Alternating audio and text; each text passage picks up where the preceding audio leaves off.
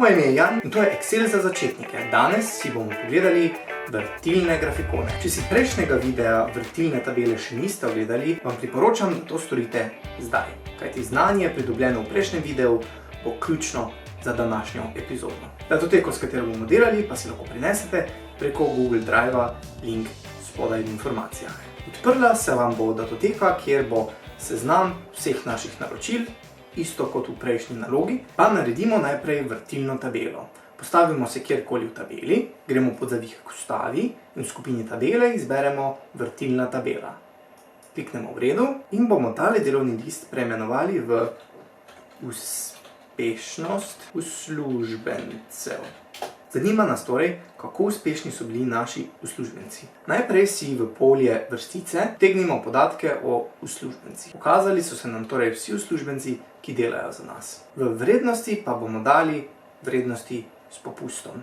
Z dvoklikom na naslov vrstice bomo spremenili obliko zapisa števil in sicer v valuto, pa dajmo na 0 decimalnih mest, da bo malo lepše za pogled. Nato z desnim klikom kjerkoli v teh podatkih kliknemo in izberemo razvrsti od največjega do najmanjšega. Ta tabela je seveda super sama po sebi, ampak fajn bi bilo, če bi si lahko zadeve malo bolj vizualizirali. Pa se postavimo kjerkoli v vrtilni tabeli in gremo pod zavihek Analiziraj v skupino Orodja in izberemo vrtilni grafikon. Tile vrtilni grafikoni delujejo enako kot pa navadni grafikoni pri navadni tabeli. Pa izberemo tokrat paličnega in pritisnemo v redu. Pa se najprej znebimo nepotrebnih elementov, kot je recimo tale legenda, označimo jo s klikom in preprosto kliknemo Delete. Elementov pa se lahko znebimo tudi tako, da gremo pod tale plusek in ododznačimo spodnjo os. Gremo pod tale trikotnik in odkljukamo primarno vodoravno os. Ne zanima nas tudi mrežna črta, pa grafikon malo povečamo, da bo lažje viden. Kliknimo na naslov grafikona in spremenimo naslov v uspešnost uslužbencev. Moti nas, da so tukaj razvrščeni padajoče, tukaj pa ravno obratno. Zato kliknemo na imena z levim miškinim klikom, nato z desnim klikom izberemo Oblikuj os. In pod skupino možnosti osi imamo spodaj kvadratek, kategorije v obratnem vrstnem redu. In tole podokno zaprimo z X-om. Kar je super stvar pri vrtilnih grafikonih je, da karkoli bomo delali z vrtilno tabelo, se bo vrtilni grafikon temu prilagodil. Torej, če damo mesec v filtre in filtriramo samo mesec maj, se bodo rezultati tudi v vrtilnem grafikonu in real time prilagodili. Da bodo zadeve pa še malo lepše izgledale, pa s klikom označimo te vrstice, pritisnemo desni miški klik in izberemo Oblikuj nize podatkov. V skupini možnosti nizov imamo tudi širino vrzeli, to je kako široka je tale luknja vmes med stolpci. Pa jo zmanjšamo na nekje 60%. Če gremo pod ikonico vedra, kjer piše polnilo in črta, pa lahko pod polnilo izberemo tudi enobarvno polnilo različnih barv ali pa izbiramo tudi med različnimi prelivi, teksturami ali pa vzorci.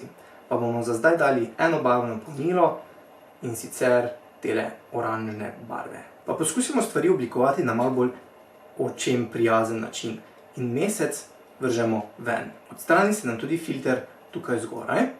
Namesto filtra pa bomo uporabili razčlenjevalnik. Zato gremo pod zavihek Analiziraj, v skupini Filtriraj izberemo Vstavi razčlenjevalnik. Pa nas zanima po kvartalih. Kliknemo v redu in se nam prikaže razčlenjevalnik, ki z malo bolj intuitivnim upravljanjem omogoča hitrejše ugotavljanje rezultatov. Tega pa lahko tudi damo v primerno barvo, da se bo sopadal z našim grafom.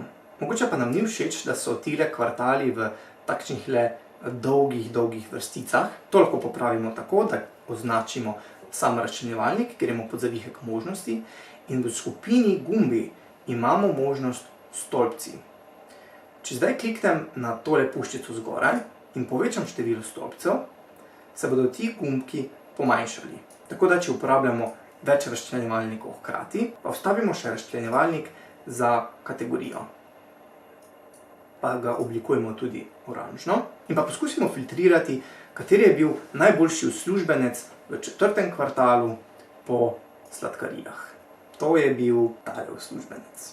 Uslužbencev bi pa lahko imeli tudi veliko več, zato bi mi mogoče bilo dobro, da si izberemo top nekaj in se nam tu prikazujejo samo tisti najboljši, ki nas v resnici zanimajo. Na nek način jih bomo torej filtrirali. Gremo torej pod tale gumbek zraven oznake vrstic, gremo pod filtre vrednosti in izberemo zgornjih 10. V tem pogovornem oknu pa lahko izbiramo, koliko zgornjih želimo. Pa jih dajemo na zgornje 4 in pritisnemo v redu. Če bi pa želeli v samem grafikonu videti konkretne vrednosti, pa jih lahko dodamo preko tega plusa in izberemo oznake podatkov.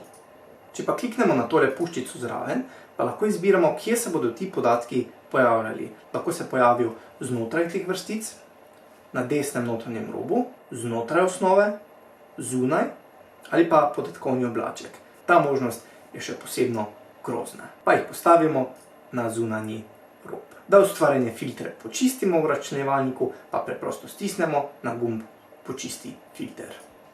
Tako, to je bilo vse za danes. Upam, da ste uživali v tem videu. Znanje, ki ste ga pridobili danes, je ključno za oblikovanje nadzornih plošč oziroma dashboards, ki jih bomo delali enkrat v prihodnosti. Naslednjič pa imamo na vrsti preverjanje znanja. Če se še niste naročili na kanal, lahko to storite zdaj. Ne pozabite pa lajkati video in pustite kakšen super komentar. Spremljate pa lahko tudi mojo Facebook stran Office tečaji.